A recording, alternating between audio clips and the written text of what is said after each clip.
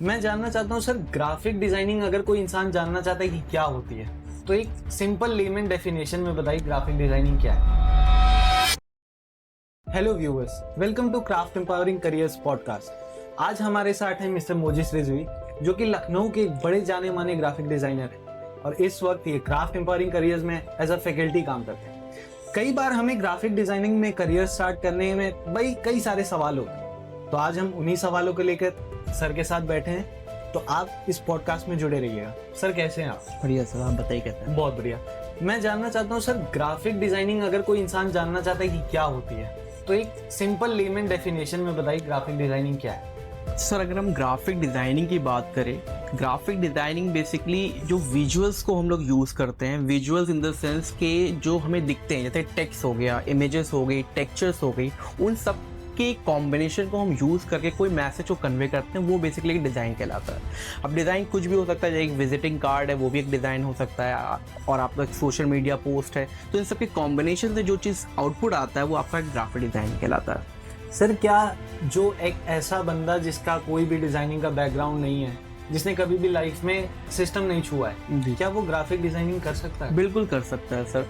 कोई भी फील्ड, इसमें कोई बेसिकली कोई बैरियर नहीं है, कोई भी फील्ड से आके बंदा काम कर सकता है। बट ये है कि कंसिस्टेंसी, आपके अंदर क्रिएटिविटी होना चाहिए। अगर क्रिएटिविटी इन केस अगर आप ज़्यादा नहीं भी है तो भी आप डेवलप कर सकते हैं अपने हार्डवर्क से, अपने कंसिस्टेंसी से उसी को डेवलप कर सकते हैं। और कुछ सॉफ्टवेयर्स होते हैं जिनको आपको सीखना होता है और आराम से आप ग्राफिक डिज़ाइनर बन सकते हैं।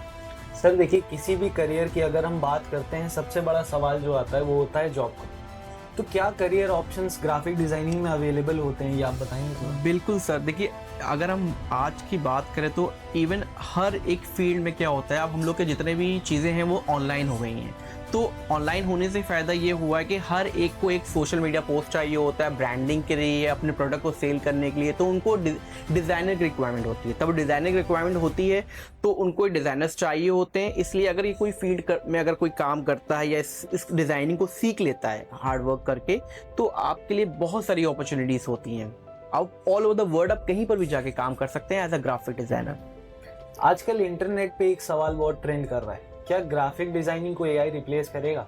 आपका क्या मानना है सर? सर देखिए, रिप्लेस तो नहीं करेगा बट काफ़ी असिस्ट कर रहा है। रिप्लेस नहीं, हाँ, जैसे कुछ जो बेसिक्स काम हुआ करते थे, जैसे कि क्या होता था जब एज अ ग्राफिक डिज़ाइनर जो मैंने फील किया है कि मुझे कोई टेक्स्ट मिल जाए, लेंदी टेक्स्ट मिल जाता था तो मुझे टाइप करना पड़ता था, उसमें मेरा टाइम बहुत डिवोट होता था। अब क्या है, वो हम चैट जीपीटी से या जेमिनाई, मतलब ये जितने भी एआई टूल्स हैं इनका यूज़ कर लेते हैं। कभी कुछ बेसिक एडिटिंग होती थी वो मैनुअली करना पड़ती थी। अब एआई हेल्प से क्या होता है, आपने प्रॉम्प्ट दिया, वो चीज़ आपकी विद इन अ मिनट में हो गई और आपका टाइम बच जाता है। एआई बेसिकली आपको असिस्ट कर रहा है। ये काफ़ी एक दिमाग में लोगों के है कि एआई रिप्लेस कर देगा। एआई रिप्लेस नहीं करेगा, एआई यूज़र आपको रिप्लेस कर सकता है। तो हम ये इंसिस्ट करेंगे जो जितने भी हमारे डिज़ाइनर्स हैं वो एआई को भी अपनी लाइफ में इम्प्लीमेंट करें ताकि आप अपने वर्क की एफिशिएंसी को इंक्रीज कर सकें। तो जैसे कि आपने सुना कि एआई सिर्फ आपको हेल्प करेगा ग्राफिक डिजाइनिंग के फील्ड में। एग्जैक्टली। अभी एक एआई आपको रिप्लेस नहीं कर सकता, क्योंकि जो ह्यूमन ब्रेन होता है, जो आपकी क्रिएटिविटी होती है, वो कोई आपसे नहीं छीन सकता। एक और मैं पॉइंट आपको ऐड करना चाहूँगा इसी में कि बेसिकली एआई में जो इमोशंस है वो नहीं जनरेट करके दे सकता। जो इमोशन वो एज अ ह्यूमन ही मतलब जनरेट करके दे सकता है, वो अभी मिसिंग है। वो इतना डेवलप नहीं हुआ है कि एक इमोशन टच दे सके, तो हमेशा वो लैक करेगा। तो अगर आप कोई ग्राफिक्स में इमोशनल टच दे रहे हैं, वो आपका कोई एआई नहीं मतलब इम्प्लीमेंट कर सके या उसमें ऐड नहीं कर सकता। जी, चलिए थोड़े इनकम की बात कर लेते हैं हम। सर ग्राफिक डिजाइनिंग में कितनी सैलरी एक फ्रेशर को मिल सकती है? देखिए, सैलरी जो होती है वो प्लेस टू प्लेस वेरी करती है। If you talk about in Lucknow में देखिए, अगर आप ग्राफिक डिज़ाइनिंग कोर्स ख़त्म करके as a fresher up to 15,000 की स्टार्टिंग हो जाती है और बिटवीन 15,000 टू 20,000 के बिटवीन रहती है। It totally depend upon your portfolio. आपका पोर्टफोलियो आपने कैसा डिज़ाइन किया है, आपने कितना हार्ड वर्क किया है, बट स्टार्टिंग सैलरी 15,000 हो जाती है पर मंथ। सर लखनऊ के बाहर अगर से जाना, देखिए लखनऊ के बाहर जस्ट लाइक आप बैंगलोर हो गया, दिल्ली हो गया, तो वहाँ स्टार्टिंग सैलरी 25,000 30,000 के बिटवीन होती है। बाकी ग्रोथ पे डिपेंड करता है, कंपनी टू कंपनी वेरी करता है।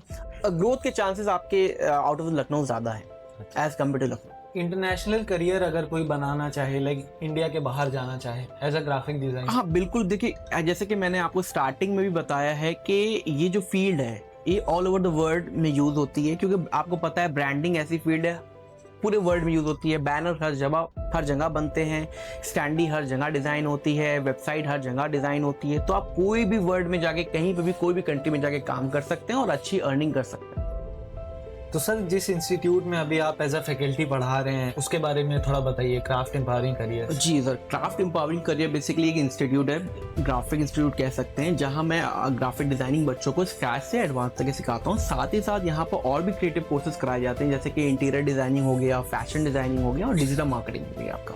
तो सर, अगर कोई बच्चा ग्राफिक डिजाइनिंग को एज अ करियर लेता है तो क्या क्या इस कोर्स करिकुलम में उसको सीखने को मिलेगा? बेसिकली ग्राफिक डिजाइनिंग में जो करिकुलम होता है उसमें हम लोग उनको कलर थ्योरी बताते हैं, कलर को कैसे यूज़ करना होता है, क्योंकि इसमें एक थ्योरी होती है कलर कैसे यूज़ करेंगे। एक होता है डिज़ाइन प्रिंसिपल्स होते हैं, टाइपोग्राफी होता है। ये कुछ बेसिक प्रिंसिपल्स होते हैं जो कि ग्राफिक डिज़ाइनिंग जो कर रहे होते हैं उनको आना चाहिए, क्योंकि ये सब जो प्रिंसिपल है जो आप इम्प्लीमेंट करोगे अपने डिज़ाइनिंग में, फिर जाके एक अपीलिंग डिज़ाइन बना पाओगे। और जैसे फॉर एग्जांपल मैंने 12th किया, मैंने साइंस स्ट्रीम से किया और मुझे अब ग्राफिक डिजाइनिंग में करियर बनाना है, तो सर मैं करियर स्विच करने में सोचूं या ना सोचूं, या मैंने मान लीजिए आर्ट्स किया है, कॉमर्स किया है, तो फिर मैं ग्राफिक डिजाइनिंग में कैसे आऊँ? बेसिकली ये आप पे भी डिपेंड करता है, आपके अप्रोच पर या आपके इंटरेस्ट पे भी डिपेंड करता है। बाकी फील्ड बहुत अच्छी है, बाकी जैसे कि आपको हार्ड वर्क तो करना पड़ेगा। ऐसा नहीं है कि काफ़ी लोग के दिमाग में ये भी रहता है कि इजी फील्ड है, कंप्यूटर पे बैठ गया, जनरेट हो गया, ग्राफिक बन गया। ऐसा नहीं है, बहुत क्रिएटिव काम है ये। आपको कंसिस्टेंसी करना पड़ती है, काफ़ी आवर्स आपको काम करना पड़ता है, फिर जाके आउटपुट जनरेट होता है। तो इतना ईजी फील्ड भी नहीं है और टफ भी नहीं है। All about your hard work and creativity आपको करना पड़ेगा। दो करियर बहुत रिलेटेबल होते हैं, एक UI UX आपने सुना होगा सर, और एक ग्राफिक डिजाइनिंग। क्या डिफरेंस है इन दोनों में? बेसिकली सर अगर हम बात करें काफ़ी रिलेटेड है। और UI बेसिकली क्या होता है, user interface basically full form होता है। यूज़र जो देखता है, जो यूज़र देख रहा है उसका इंटरफेस कैसा होगा, जैसे वेबसाइट है उसका इंटरफेस कैसा होगा, अगर आप ऐप की बात करें तो ऐप कैसा देखेगा, तो वो है। हाँ, एक चीज़ मैं ये कहूँगा कि जो लोग ग्राफिक डिज़ाइनिंग कर रहे होते हैं उनके लिए थोड़ा ईजी होता है, क्योंकि ज़्यादातर चीज़ें काफ़ी सिमिलर होती हैं। डिज़ाइन प्रिंसिपल कैसे यूज़ होते हैं, कलर्स कैसे यूज़ होते हैं, टेक्स्ट कैसे यूज़ होते हैं। जो अगर ग्राफिक डिज़ाइनिंग कंप्लीट होने के बाद अगर कोई बच्चा UI UX करता है तो उसको काफ़ी हद तक मतलब ईजी हो जाता है, क्योंकि उसको पता है डिज़ाइन कैसे करना है। बट अगर कोई अगर फ्रेशर करेगा तो उसके लिए थोड़ा डिफिकल्ट होने वाला है, क्योंकि वो पहले वो डिज़ाइन सीखेगा फिर जाके UI UX कर पाएगा। जैसे कि ग्राफिक डिजाइनिंग एक field, it's totally about creativity. या एग्जैक्ट। तो एक बच्चा डेली सर क्रिएटिव थॉट्स कैसे ला सकता है? देखिए क्रिएटिव थॉट्स लाने के लिए आप Pinterest पे अपना अकाउंट बनाइए। वहाँ पर आप जाके देखेंगे एक अच्छे से आर्टिस्ट जो अच्छे आर्टिस्ट होंगे, जिनको अच्छा एक्सपीरियंस, वो अपना काम अपलोड करते हैं। तो वहाँ से इंस्पायर हो, उनके मतलब जो वर्क्स हैं उनको आप कॉपी करो। स्टार्टिंग लेवल में कॉपी करना चाहिए, हम ये नहीं कहेंगे एकदम आप एंड तक के भी करो, बट स्टार्टिंग लेवल में कॉपी करो और देखो कि आप कितना बना पा रहे हो। मान लिया आप 100% में 60-70% भी अगर उनको कॉपी कर ले जा रहे हो तो काफ़ी कुछ नया नया सीखने को मिलता है। कुछ आपके दिमाग में डिज़ाइन बैठते हैं, कम से कम एटलीस्ट आप 10 से 15 डिज़ाइन तो अपने दिमाग में एक्यूमुलेट कर लीजिए। फिर आप क्या करिए, अपने खुद से बनाने की कोशिश करिए। तो इस तरीके से आप क्रिएटिविटी भी जनरेट कर पाएंगे और अपने डिज़ाइनिंग को भी इम्प्रूव कर पाएंगे साथ ही साथ। सर, जॉब ऑप्शंस के अलावा क्या अवेलेबल होता है ग्राफिक डिजाइनर? जॉब ऑप्शन के साथ साथ आप फ्रीलांसिंग भी कर सकते हैं। आप जैसे कि आपको पता ही है इस टाइम पर ग्राफिक डिज़ाइनिंग की जो रिक्वायरमेंट है, उसके जो पोस्ट होते हैं, सोशल मीडिया पोस्ट हो गया, थंबनेल डिज़ाइनिंग हो गया, तो इवन आप देखो हर आदमी इस टाइम पर यूट्यूबर है, तो उसको जो यूट्यूब पे जो वीडियो डालने के लिए उसको थंबनेल चाहिए होता है, तो बेसिकली डिज़ाइनर को अप्रोच करता है। तो उस टाइम पर अगर आप मार्केट में जाओगे, आपके आसपास देखोगे कितने सारे रेस्टोरेंट आपको मिल जाएंगे, जिम्स मिल जाएंगे, ऑफिस मिल जाएंगे। अगर आप विजिट करो, उनसे जाके वर्क के लिए अप्रोच करो तो आपको वर्क मिल जाएगा।